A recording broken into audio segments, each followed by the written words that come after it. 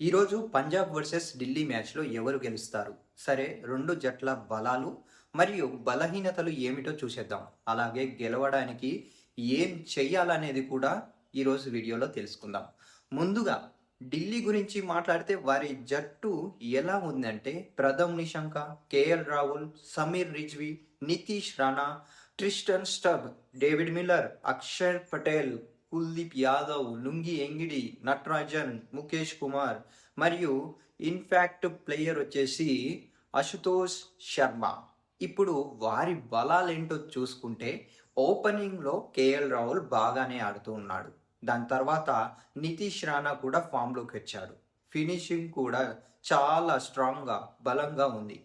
అక్కడ stub, Miller మరియు అశుతోష్ ఉన్నారు. అదేవిధంగా స్పిన్ మరియు ఫాస్ట్ బౌలింగ్ కూడా చాలా ప్రమాదకరంగా, భయంకరంగా ఉంది. అయితే ఈ జట్టులో పెద్దగా బలహీనత అంటే వీక్‌గా కనిపించడం లేదు.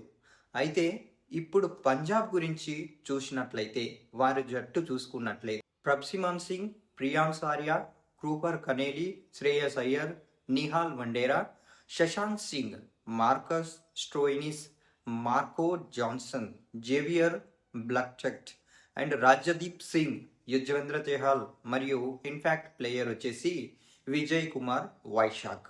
వారి బలాలు చూస్తే బ్యాటింగ్ ఆర్డర్ చాలా శక్తివంతంగా ఉంది.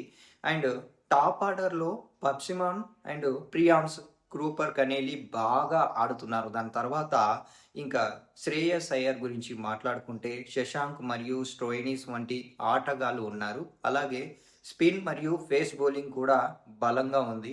ఈ జట్టులో పెద్దగా వీక్నెస్ అనేది అంటే వీక్‌గా కనిపించడం లేదు టీం అనేది. మొత్తానికి చూస్తే పంజాబ్ కూడా చాలా స్ట్రాంగ్‌గానే కనిపిస్తుంది. కానీ గెలవాలంటే ఢిల్లీ జట్టు పంజాబ్ టాప్ 4 బ్యాట్స్‌మెన్స్‌ని త్వరగా అవుట్ చేయాల్సి ఉంటుంది. అలాగే పంజాబ్ గెలవాలంటే కేఎల్ రాహుల్ మరియు స్టబ్స్ వంటి కీలక ఆటగాళ్లను త్వరగా అవుట్ చేయాలి.